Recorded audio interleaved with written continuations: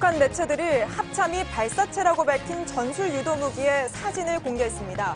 단거리 탄도미사일일 가능성이 높은 가운데 국방부는 한미 정보당국이 정밀 분석 중이라고 밝혔습니다. 어린이날을 맞아 전국 곳곳에서 행사가 열렸지만 아이들이 뛰놀 만한 날씨는 아니었습니다. 미세먼지가 전국적으로 기승을 부린 건데 햇볕도 강해서 여름 날씨를 보였습니다. 어린이날엔 아이들 데리고 부모님을 찾아뵙겠다고 약속했던 부부가 어린 두 자녀와 함께 차 안에서 숨진 채 발견됐습니다. 경찰은 최근 일자리를 잃은 이 부부가 생활고로 극단적인 선택을 했다고 보고 정확한 사고 경위를 조사하고 있습니다. 삼성 바이오로직스의 분식회계 의혹을 수사하는 검찰이 또 다른 증거인멸 정황을 포착했습니다. 이번엔 자회사 직원이 회사 공용 서버 저장 장치를 통째로 떼어내서 자신의 집에 숨겨놓고 있다가 적발된 건데 윗선의 지시를 받았던 걸로 조사됐습니다. 주 52시간 근무제가 본격 시행되면서 서울과 수도권을 오가는 버스 출퇴근길이 몰려드는 승객들로 몸살을 앓고 있습니다. 버스 회사에도 주 52시간 근무제가 적용되는 7월이면 배차 간격이 더 벌어져서 버스 혼잡은 더 심해질 걸로 보입니다. JTBC 뉴스룸 지금 시작합니다.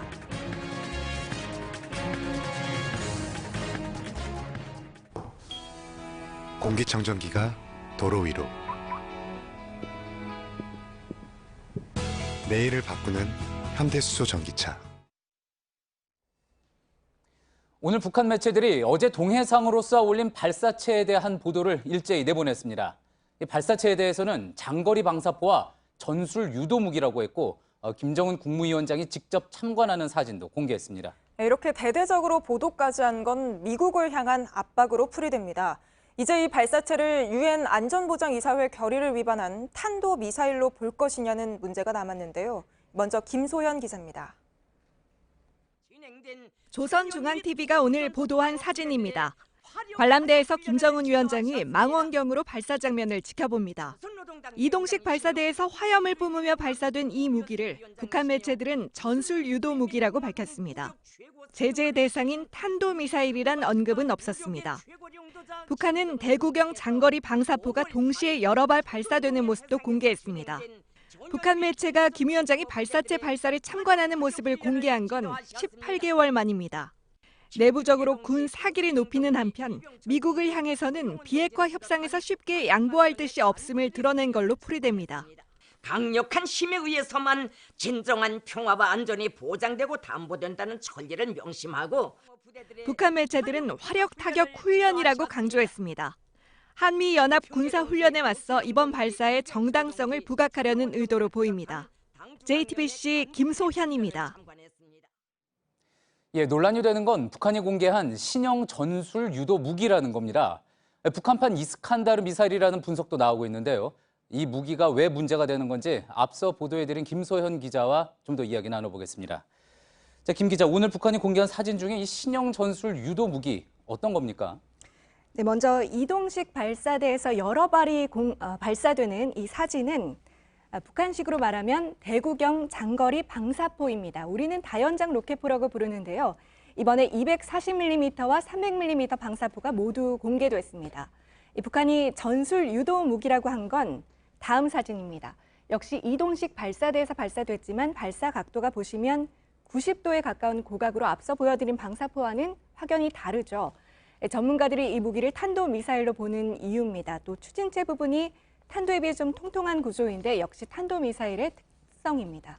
지금 이 사진에 나오는 것처럼 분명히 발사되는 각도가 달라 보이는군요. 그러면은 각도가 가파르면 높으면은 신형 전술 유도 무기다 이렇게 볼 수가 있는 건가요? 꼭 그런 건 아니지만 일반적인 특성을 말씀드리는 겁니다. 로켓의 추진력으로 가는 탄도미사일은 보시는 그림처럼 높게 쏘고 포물선을 그리면서 떨어집니다. 자체 힘으로 나는 순항미사일과 달리 더 멀리, 더 빠르게 날아가야 되고 그러기 위해서 더 높은 각으로 쏩니다. 직선 형태로 날아가는 순항미사일보다 훨씬 위협적이어서 유엔 안보리에서는 북한의 탄도 기술을 이용한 미사일 프로그램을 금지한 바 있습니다. 그렇죠. 한번 높게 솟구쳤다가 중력에 의해서 가파른 속도로 내려오기 때문에 요격도 힘들고 그만큼 파괴력도 세기 때문에 그렇게 문제가 되는 걸 텐데요. 북한판 이스칸다르 미사일이라는 이야기가 나옵니다. 이건 뭘 얘기하는 겁니까? 네, 이 무기가 러시아의 이스칸다르 탄도미사일과 겉모습이 비슷합니다. 지난해 2월 북한 열병식 때 새로운 미사일 모습이 공개되는데 비교해보시면 이스칸다르와 비슷하죠. 당시에도 북한판 이스칸다르다라는 분석이 나왔습니다. 합참 관계자는 이번에 공개된 신형 무기가 지난해 열병식 때 공개된 것과 유사하다고 확인을 했습니다. 그렇다면 이스칸다르는 정확하게 어떤 미사일인 겁니까? 네, 앞서 일반적인 탄도미사일은 로켓 추진력으로 비행하다가 자유낙하하는 궤적을 보인다고 했는데 이스칸다르는 탄도미사일처럼 비행하다가 목표물에 근접해서 수평으로 이동하거나 올라가거나 수직 낙하할 수 있습니다. 이 때문에 고고도 저고도 미사일 방어망을 교란시킬 수 있다는 평가가 나옵니다. 이번에 발사된 무기도 일반적인 탄도미사일과는 다르지만 탄도 기술이 사용됐다면 역시 안보리 제재 위반이라는 게 전문가들의 설명입니다. 다만 유엔 안보리도 과거 북한의 단거리 탄도미사일에 대해서는 위험성이 낮다는 취지에서 별도의 추가 제재를 하지는 않았습니다. 예, 탄도미사일이라고 하더라도 사거리가 짧은 것은 굳이 제재하지 않아 왔다. 그런 이야기군요. 네. 그렇다면 이번 북한이 밝힌 신형 무기에 대한 국방부의 판단은 뭡니까? 국방부는 신형 전술 유도 무기가 200여 킬로미터 사거리로 비행했다고 평가했습니다. 그러나 세부 탄종과 재원 등은 한미 정보 당국이 공동으로 분석하고 있다고 밝혔습니다. 탄도미사일이다라는 규정은 일단 하지 않은 겁니다. 다만 전술이라는 표현에서 단거리임을 또 유도라는 표현에서 탄두가 방향을 바꿔서 이동할 수 있는 기능은 있다고 판단했다는 것은 유추할 수 있습니다. 예, 정치부 김소연 기자였습니다. 예, 이처럼 북한의 전술 유도 무기를 탄도미사일로 봐야 할지 중요한 시점인데 군 당국은 아직 분석 중이라는 입장입니다. 새로운 무기가 등장한 거라 파악하는 데 시간이 걸린다는 분석도 있지만 한미 당국이 북미 관계를 고려해서 그런 것 아니냐는 이야기도 나옵니다. 이어서 하예빈 기자입니다. 어제 합동참모본부는 북한의 발사체를 단거리 미사일이라고 표현했습니다. 40분 뒤 다시 단거리 발사체로 정정했습니다. 국방부는 오늘 북한의 발사체 중 신형 전술 유도 무기가 포함됐다고 했지만 세부 탄종과 재원은 한미 정보당국이 정밀 분석 중이라고 했습니다. 여러 전문가가 단거리 탄도미사일의 무게를 싣지만 공식 판단은 아직 내놓지 않은 겁니다. 야당은 정부가 북한의 도발을 정치적인 이유에서 축소시키고 있다고 주장했습니다. 북한이 9.19 군사 합의를 파기했다고 말하기를 꺼린다는 겁니다. 북한의 발사체를 탄도미사일로 규정하면 북미 관계는 더 부담입니다. 탄도미사일을 발사했다고 하면 유엔 안보리 결의 위반이 되고 미국으로선 추가 제재 여부를 선택해야 하기 때문입니다. 특히 북한의 미사일 발사 시험이 사라졌다는 것을 큰 성과로 내세웠던 트럼프 미국 대통령으로서도 부담스러운 상황입니다. 합참 관계자는 겉모습은 열병식에 선보인 미사일과 비슷하지만 실제 발사는 처음이어서 면밀한 분석에 시간이 좀 더 걸린다고 말했습니다. 실제 지난 2014년 군 당국은 북한의 발사체를 방사포로 추정했다가 며칠 뒤 신형 미사일로 정정한 바 있습니다. JTBC 하혜빈입니다. 트럼프 미국 대통령은 북한의 이번 발사 이후 13시간 만에 김정은 위원장은 나와 약속을 깨고 싶어 하지 않는다라는 반응을 내놨습니다. 일단 절제된 입장을 보였습니다. 미국 언론은 트럼프 대통령이 발사 보고를 받고 격분했지만 참모들이 말려 상황이 악화되는 걸 막았다고 전했습니다. 정효식 특파원입니다. 트럼프 대통령의 트위터입니다. 김 위원장은 나에게 한 약속을 깨고 싶어 하지 않는다며 합의는 이루어질 것이라고 했습니다. 장거리 미사일 시험이란 레드라인은 넘지 않았다는 겁니다. 북한의 전술 유도 무기 발사 13시간 만에 나온 반응입니다. 미국 주요 매체들은 트럼프 대통령이 볼턴 보좌관에게서 북한의 발사에 대해 충분한 브리핑을 받았다고 전했습니다. 이와 관련 인터넷 매체 복스는 보고를 받은 트럼프 대통령은 김 위원장이 자신을 속인 것이라며 격분했다고 보도했습니다. 고위 관리들은 문재인 대통령과 상의하라며 강경한 트윗을 날려 최악의 상황은 면했다고 했습니다. 미국 언론과 전문가들은 북한이 탄도미사일을 시험했을 가능성에 주목하고 있습니다. 제프리 루이스 미들버리 국제연구소 비확산 연구소장은 한국 시각 10시 54분 단거리 탄도미사일 발사 직후 순간을 포착했다며 사진을 공개했습니다. 호도 반도에서 동쪽으로 향하던 발사체가 북동쪽으로 방향을 틀어 날아가는 궤적이 드러났습니다. 뉴욕타임스는 어제 발사한 미사일은 한국 관리들이 화성 16형이란 식별명을 붙인 것이라고 보도했습니다. 워싱턴에서 JTBC 정효식입니다. 어린이날을 맞아서 아이들 손잡고 놀러 가신 분들 많으시죠? 오늘만큼은 아이들이 마음껏 뛰놀아야 하는데 날씨가 도와주지 않았습니다. 미세먼지가 한때 나쁨 수준까지 올라간 건데요. 햇볕도 강해서 초여름 더위까지 찾아왔습니다. 조소희 기자입니다. 5월대 햇볕에 시민들은 그늘 찾기에 바빴습니다. 너무 더워가지고 좀 앉아 쉬고 있어요. 오늘 서울의 낮 기온은 26.5도, 경북 영천과 강원 속초의 최고 기온은 30도를 웃돌았습니다. 무더운 날씨에 오존 수치도 크게 치솟았습니다. 오존은 강한 햇볕과 자동차 배기가스가 만나 발생합니다. 오늘 경남 지역의 오존 수치는 103ppm으로 나쁨 수준이었습니다. 어린이날인 오늘 뿌연 대기 탓에 부모들은 걱정이 앞섰습니다. 서울 잠실야구장에서는 야구장을 찾은 어린이들에게 마스크를 나눠주기도 했습니다. 경기 지역과 충청북도, 전라북도 지역에는 초미세먼지 농도가 120 마이크로그램을 웃돌며 나쁨 상태를 보였습니다. 충북 지역에선 비상저감 조치가 시행돼 화력발전소 15개가 잠시 운행을 멈췄습니다. 내일부턴 북풍이 불어와 전국 대부분 지역 낮 기온이 20도에 머물면서 더위는 한풀 꺾입니다. 대기질도 개선될 전망입니다. 내일 아침 강원 동해안 지역엔 5mm의 비가 올 거란 예보입니다. JTBC 조소희입니다. 네, 앞서 보신 대로 오늘은 벌써 여름이란 생각이 들 만한 날씨였는데요. 실제 통계를 살펴보니까 여름이 찾아오는 시점이 빠르게 앞당겨지고 있고 또 지속되는 날도 점차 늘고 있습니다. 취재 기자와 함께 좀 더 이야기 나눠보죠.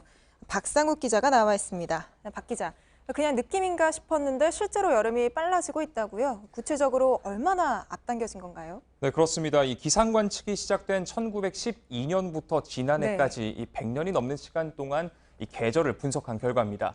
자, 1910년대에는 6월 13일에 시작했습니다. 여름이요. 자, 그런데 2010년대 접어들면선 5월 25일에 시작했습니다. 19일이나 앞당겨진 셈입니다. 네, 그런데 박 기자가 지금 말한 여름이 시작되는 날, 시작일은 어떤 기준으로 정해지는 건가요? 자, 기상학적 관점에서 봤을 때 이 계절은 일평균 기온에 따라서 나뉘게 됩니다. 네. 여름의 경우엔 일평균 기온이 20도 이상으로 올라간 후 다시 떨어지지 않은 그 첫날을 시작일로 보고 있습니다. 네, 그런데 여름의 시작만 앞당겨진 게 아니라 지속되는 기간도 늘어났다고요? 그렇습니다. 우리나라의 사계절 가운데 유일하게 길어진 계절 바로 여름이었는데요. 1910년대 95일이었던 전국 평균 여름 지속일수는 2010년대 126일을 기록하고 있습니다. 무려 31일, 그러니까 한 달을 꽉 채운 만큼 더 길어진 겁니다. 네, 한 달이나 늘어났다 하면 정말 길어진 것 같은데 그럼 겨울은 어떻습니까? 자, 1960년대까지만 하더라도요, 겨울은 한반도에서 가장 긴 그런 계절이었습니다. 그런데 1970년대부터 여름이 최장 계절 타이틀을 차지하게 됐는데요.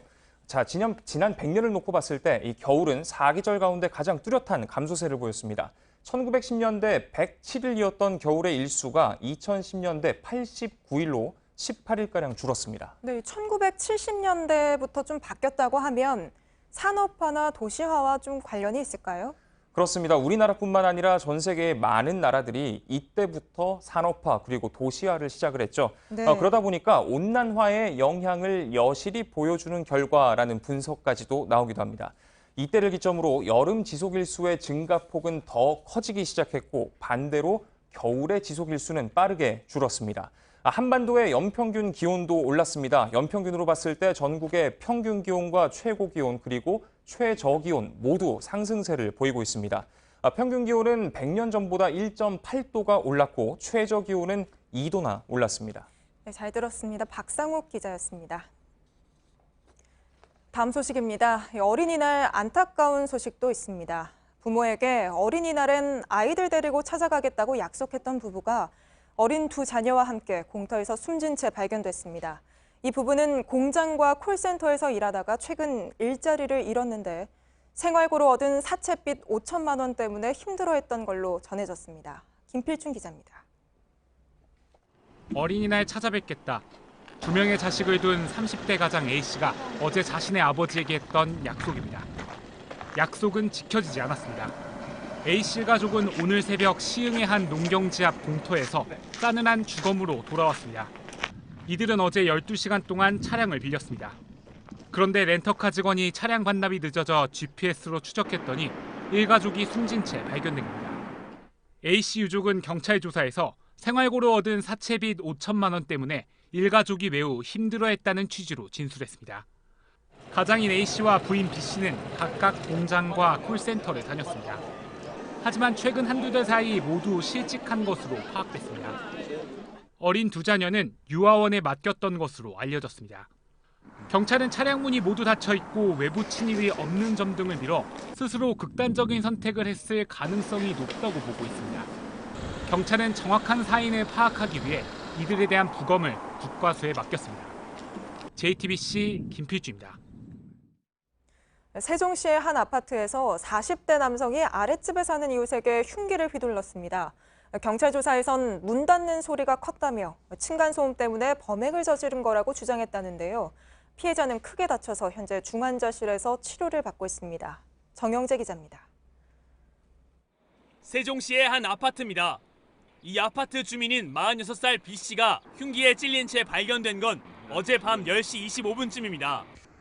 친구와 함께 집으로 돌아오는 B씨에게 위층에 사는 47살 A씨가 나타나 흉기를 여러 차례 휘둘렀습니다.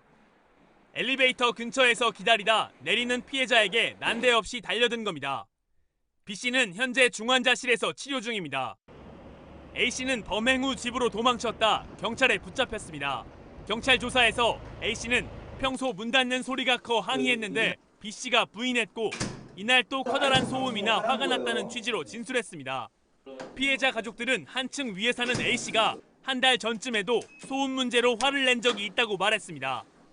경찰은 A씨를 살인 미수 혐의로 입건했으며 조사를 통해 층간소음이 있었는지 확인 중이라고 밝혔습니다. JTBC 정영재입니다. 지난주 경부선과 호남선을 축으로 대규모 장외 집회를 열었던 자유한국당이 이번 주 다시 부산 경남 지역을 방문합니다. 부산은 내년 총선의 최대 관심 지역으로 꼽히는데 일찌감치 민심을 선점하겠다는 의도로 보입니다. 박서연 기자입니다. 황교안 자유한국당 대표는 이틀 뒤인 오는 7일 다시 부산 경남 지역을 찾습니다. 지난주 1박 2일 동안 경부선과 호남선을 돌며 장외 투쟁을 벌였다면 이번에는 민생 속으로 들어간다는 계획입니다. 시장과 마을 회관 등을 다니면서 여러 현안에 대한 민심도 듣고 한국당 입장도 설명한다는 예정입니다. 전국 순회 민생 탐방을 부산 경남에서 시작하는 것은 의미가 큽니다.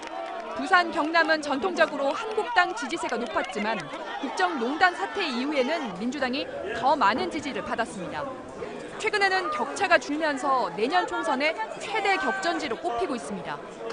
황교안 대표를 앞세워 일찌감치 지역 민심을 선점하겠다는 의도로 풀이됩니다. 지난주 부산 장외 집회도 성공적이었다는 내부 판단입니다. 민주당은 그러나 민생국회를 내팽개친 자유한국당을 어느 국민이 환영하겠냐며 국회로 돌아오라고 비판했습니다. 4월 임시국회는 오는 7일 종료됩니다. JTBC 박소윤입니다. 해외 출장 중에 수사권 조정 법안에 반대 의사를 밝혔던 문무일 검찰총장이 연휴가 끝난 뒤 기자간담회를 열 걸로 보입니다. 일각에서는 사퇴 의사를 밝힐 수 있다는 이야기도 나왔지만 그보다는 법안에 대한 입장을 좀 더 정리해 내놓는 자리가 될 걸로 보입니다. 김선미 기자입니다. 서둘러 귀국한 문무일 검찰총장은 수사권 조정안에 대해 추가 입장을 내놓을 예정입니다. 상세하게 말씀드릴 기회를 조만간 갖도록 하겠습니다. 긴박하게 하지는 않겠습니다. 일각에선 사퇴설도 흘러나오지만 가능성은 크지 않습니다.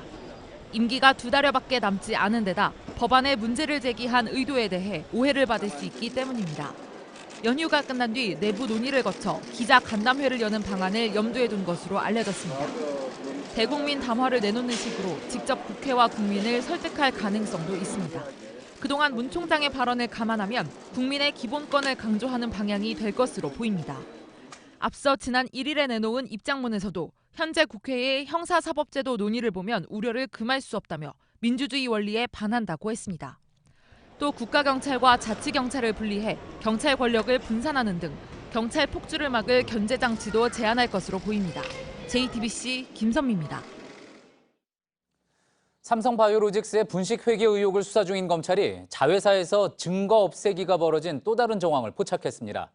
이번엔 자회사 직원이 회사 공용 서버 저장 장치를 통째로 떼어서 집에 숨겨놨다가 적발됐습니다.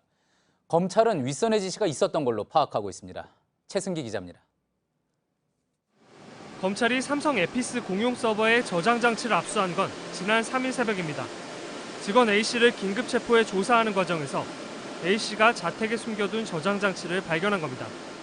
A씨는 검찰 수사를 앞둔 지난해 윗선의 지시로 이 장치를 숨긴 것으로 조사됐습니다. 공용 서버 저장 장치는 지난해까지 사용된 걸로 검찰은 파악하고 있습니다. 재경팀 직원 등 회사 직원이 동시에 접속해 중요 문서를 작업하거나 저장할 때 썼다고 합니다. 검찰은 분식회계 의혹과 이재용 경영권 승계 사이의 연관성을 밝힐 자료가 이 저장 장치에 남아있는지 확인하고 있습니다. 앞서 이 회사 간부 2명 역시 조직적으로 증거를 없앤 혐의로 구속됐습니다. 직원들 컴퓨터와 휴대전화기를 직접 뒤져 문제가 될 만한 자료를 삭제한 혐의 등입니다. 특히 검찰은 삼성그룹 차원에서 증거 없애기에 나선 정황도 확인했습니다. 미래전략실의 후신격인 삼성전자 사업지원 TF 임원 등이 개입했다는 겁니다.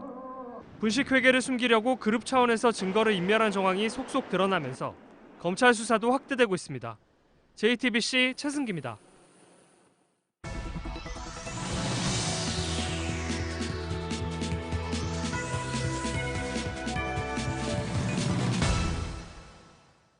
수도권에서 서울로 가는 출근길 버스, 사람이 너무 많아서 타기조차 힘들다는 문제 계속 제기됐습니다. 그런데 요즘에는 퇴근길 버스가 출근길만큼 어렵다고 합니다. 주 52시간제가 시행되면서 특정 시간에 사람들이 몰려서 그런 건데요. 그러다 보니 일찍 퇴근해도 휴식이 아닌 전쟁을 치르고 있습니다. 김재현 기자입니다. 퇴근 시간 사당역 앞 광역버스 정류장. 길게 늘어선 줄이 끝이 보이지 않습니다. 지하철역 출구 앞을 지나가기 힘들 정도입니다. 보통 2~30분 정도, 오래 걸리면 한 40분에서 50분 정도. 너무 아까워요, 저녁 시간이. 오랜 기다림 끝에 타는 만원 버스. 그마저도 놓치기 일쑤입니다. 위에 안 돼요? 기자님? 서울 강남역도 상황은 마찬가지. 오후 6시 반을 넘기자 불과 몇 분 사이에 버스를 기다리는 줄이 이렇게 길게 늘어났습니다. 버스를 기다리는 시민들이 인도 절반을 차지해 행인들은 길 한쪽으로만 다니는 상황입니다. 출근길뿐 아니라 퇴근길에도 버스 타기가 힘들어진 건 최근 들어서입니다. 주 52시간 근무제 영향으로 짧은 시간대에 퇴근 인파가 몰리기 때문입니다. 일부 노선은 퇴근 시간 배차 간격이 아침보다 깁니다. 지금 시간대에 좀 많이 사람이 몰려서 좀 서 있는 경우가 좀 많은 것 같아요. 작년에는 거의 다 앉아서 갔던 것 같아요. 일부러 퇴근을 늦추는 시민들도 많습니다. 퇴근 시간은 그 사람이 좀 안 밀리는 시간대로 오고 있거든요. 출근길 혼잡도 여전합니다. 번호를 붙인 전세 관광버스, 2층 버스까지 투입됩니다. 그런데도 버스 안은 발 디딜 틈이 없습니다. 이게 49인석인데 좌석이요. 60명, 70명까지도 태우죠. 이미 정류장 전광판엔 버스 자리가 없다고 나오지만 기다리는 것 외엔 방법이 없습니다. 그래서 서울 특별 시민이 되려고 그렇게 하는가 그런 생각이 듭니다. 올 7월 버스 회사도 주 52시간 시행이 되면서 버스 대란은 더욱 심해질 전망입니다. 수요에 비해 지원자가 많지 않아 벌써부터 회사들은 인력난에 시달립니다. 기사가 부족하면 버스 배차 간격을 늘릴 수밖에 없습니다. 승무원이 부족하기 때문에 타임테이블이 조금씩 바뀌다 하는 경우는 지금 요즘에는 더 있죠. 경기 일부 버스 회사들은 버스 준공영제 확대를 주장하고 있지만 대책 마련까지는 시일이 걸릴 것으로 보입니다. JTBC 김재현입니다. 길 걷다가 갑자기 튀어나온 오토바이의 놀란 경험 한 번쯤 있으실 텐데요. 먹고 싶은 음식을 언제든 배달시킬 수 있는 세상은 됐지만 그만큼 배달 오토바이 사고도 많아졌습니다. 시간이 결국 돈이다 보니 오토바이들은 갈수록 난폭해지는데 내버려두는 배달 대행 업체들도 문제입니다. 최재원 기자입니다. 점심시간이 되자 배달 오토바이들이 바쁘게 움직입니다. 정지 신호에도 멈추기는커녕 보행자 사이를 비집고 달립니다. 한두 대가 아닙니다. 서울 홍대의 대각선 횡단보도입니다. 보행자 신호 때마다 수십 명의 시민이 건너는데도 멈추는 오토바이는 찾아보기 힘듭니다. 중앙선을 지그재그로 넘나들고 아예 무시한 채 골목 사이를 가로지릅니다. 버스가 마주오는데도 도로를 거꾸로 달리기도 합니다. 인도주행은 범칙금 4만 원 대상이지만 아랑곳하지 않습니다. 시민들과 인터뷰하는 중에도 예상치 못한 오토바이가 튀어나옵니다. 인도 걸어 다닐 때 오토바이들이 아무렇지 않게 제 옆을 이렇게 지나가거나 할 때 깜짝깜짝 놀라기도 하고 화도 나고. 주문 배달 서비스 시장이 커지는 것과 동시에 오토바이 사고도 해마다 늘고 있습니다. 배달 기사들의 수입은 건당 3,000원 수준. 배달 횟수가 생계로 이어지는 탓에 계속되는 지적에도 고개 주행은 그대로입니다. 수수료를 챙기는 배달 대행 업체들의 대책은 안전 교육뿐. 그마저도 요식 행위입니다. 먹고 살기 바쁘다며 마다하는 기사들이 많다는 겁니다. 저희가 뭐 아무리 한다고 해도 참석을 하지 않으세요. 그래서 저희는 뭐 만약에 나라에서 교육을 다 해라 뭐 하면 다 하죠. 좀 강제할 수 있는 게 조금 없어서. 경찰은 수시로 집중 단속을 벌이지만 쉽지 않다는 입장입니다. 쏜살같이 도망가는 경우엔 대책 없이 놓치기도 합니다. JTBC 최조원입니다. 은행들이 원래보다 이자를 더 주는 특판 예금을 잇따라 내놓고 있습니다. 금융당국이 현금이 충분하지 않은 은행의 대출 영업을 제한하기로 하자 예금 확보 경쟁에 나선 건데요. 하지만 일반 예금 금리는 연 1%대로 묶어둔 채 일회성 마케팅으로 생색만 내는 게 아니냐는 비판도 적지 않습니다. 이태경 기자입니다. 지난달 23일 서울의 한 수협 지점입니다. 새벽부터 사람들이 길게 줄을 섰습니다. 선착순 60명에게만 특별 판매하는 연이자 5%짜리 적금에 가입하기 위해서입니다. 특판 예금은 수협, 신협, 새마을금고 등에서 많이 팔았지만 최근엔 시중은행에서도 잇따라 내놓고 있습니다. 이자를 더 주는 명분은 창립 기념부터 스포츠팀 응원까지 다양합니다. 모집액이 많을수록 이자를 더 쳐주겠다고 내건 특판도 있습니다. 은행들이 이처럼 특판 경쟁에 나선 건 내년부터 가계대출을 내주려면 현금을 더 보유하도록 규제가 강화되기 때문입니다. 이러자 예금 늘리기에 나선 겁니다. 하지만 소비자 사이에서는 관심을 끌려는 일회성 마케팅이라는 비판도 나옵니다. 금리 상승기인데도 평소 가입할 수 있는 예금의 평균 금리는 여전히 연 1%대에 그치고 있어서입니다. 소비자들은 은행이 특판을 늘리기보다는 예금 금리를 합리적으로 정하는 게 먼저라고 지적합니다. JTBC 이태경입니다. 인도 동부 지역을 휩쓴 강력한 사이클론 파니가 국경을 넘어 방글라데시에도 큰 피해를 입힌 뒤 사라졌습니다. 두 나라에서 30명 이상이 숨지고 200명 넘는 사람이 다쳤습니다. 성문교 기자입니다.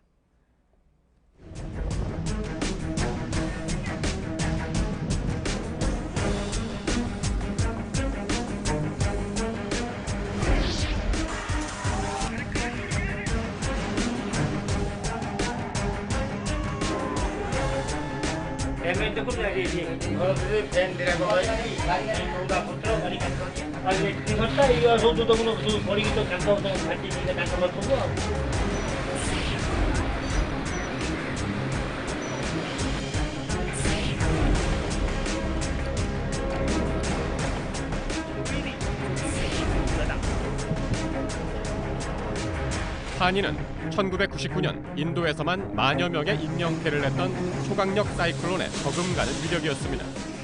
AP통신은 사전에 수백만 명을 대피시킨 덕분에 대규모 인명피해는 막았다고 보도했습니다. 사이클론 파니는 오늘 호형 저기압으로 세력이 급속히 약해졌습니다. JTBC 성문규입니다. 문재인 대통령이 어린이날을 맞아 지난달 강원도 산불을 끄느라 애썼던 소방관 자녀와 독립유공자 후손 어린이 등을 청와대로 초청했습니다. 문 대통령은 아이들에게 미래의 대한민국 주인공은 바로 어린이 여러분이라며 알려지지 않은 주위의 수많은 영웅을 잊지 말라고 말했습니다. 국가배상 소송을 낸 과거사 피해자가 재심을 받지 않은 경우엔 관련 사건의 재심무죄 판결일을 기준으로 소멸시효를 따져야 한다는 판결이 나왔습니다. 서울고법은 1981년 안기부 간첩조작 사건의 피해자들이 국가를 상대로 낸 소송에서 이같이 판단했습니다. 앞서 1심은 피해자 가운데 3명이 재심을 받지 않았기 때문에 석방일을 기준으로 계산하면 시효가 끝났다고 봤지만 2심은 이 판단을 뒤집었습니다. BMW와 아우디, 폭스바겐, 혼다 등 6개 브랜드의 수입차 11,500대가 제작 결함으로 리콜됩니다.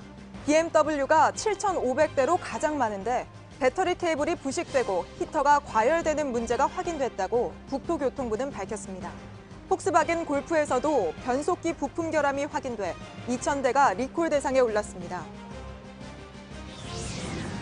오늘 오후 서울 평창동 옛 사우디 대사관 관저에서 불이 나 2시간 만에 꺼졌습니다. 다친 사람은 없었지만 관저로 쓰이던 주택 지붕 일부가 불에 탔습니다.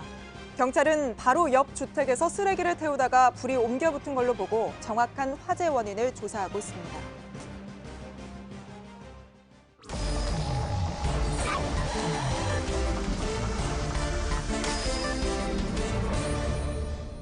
예, 비하인드 뉴스 시간입니다. 이성대 기자 나와 있습니다.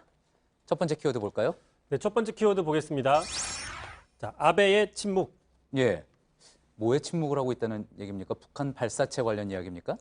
그렇습니다. 지금 한국당, 자유한국당 등에서는 지금 문재인 정부가 속았다, 탄도미사일을 쐈다라고 하면서 총 공세를 펼치고 있죠. 자, 먼저 한번 야당의 공세 들어보시죠. 예. 북한에서 발사체를 쐈다. 그런 말 자체를 여러분 어떻게 생각하십니까? 어린이가 무슨 새총 쏜 것도 아니고 발사체라는 말을 군에서 사용할 수가 있겠나? 참 답답하기 짝이 없는 군입니다. 예. 자, 그런데 일본 정부에서는 예상보다 좀 침착하고 차분한 반응을 내놓고 있습니다. 자, 보시면요. 일본 언론이 어제 발사체 발사 당시에 일본 고위 관계자를 인용해서 유엔 안보리 결의가 폐기하라고 얘기한 탄도미사일인지 여부는 지금 시점에서는 분명하지 않기 때문에 지금 일본 정부는 비난의 수위를 낮추고 있고 향후 동향을 예의주시하고 있다라는 식으로 상당히 좀 침착하게 보도를 했습니다. 예. 그거는 북한의 도발이 있을 때마다 상당히 민감하게 즉각적으로 강경한 입장을 보이지 않았습니까? 이번 대응은 좀 이례적인 모습이군요. 그렇습니다. 말씀하신 것처럼 그동안 일본 측의 대응은 상당히 즉각적이고 되게 강경했습니다. 예. 지난 2017년 8월이었죠. 일본 상공으로 북한의 탄도미사일이 날아갔을 당시에 아베 총리는 자, 우리 일본 상공을 넘어가는 미사일 발사는 폭거다. 그리고 지금까지 없었던 심각하고 중대한 위협이다라고 강하게 반박을 했습니다. 하지만 어제였습니다. 일본 정부 관계자는 어제 상황에 대해서는 지금 일본 영해나 자신들의 경제 수역에는 영향이 없다. 사정거리가 길진 않은 거다라면서 상당히 좀 침착한 반응을 보이고 있고요. 예. 지금 아베 총리도 아직 공식 언급이 나오지 않고 있고 또 일본 정부도 향후에 북한에 대해서 항의할 계획이 없는 걸로 현재까지는 알려지고 있습니다. 예. 이성대 기자가 앞서 이야기한 것들을 조금 분석을 그래도 굳이 해보자면은 당시에는 이제 장거리 미사일이기 때문에 일본 영토를 지나갔고 이번에는 지금 방위상이 이야기한 것처럼 사거리가 짧은 미사일이었기 때문에 혹시 뭐 별로 반응을 보이는 것이 아니지 않느냐 이렇게 생각해 볼 수도 있지 않을까요?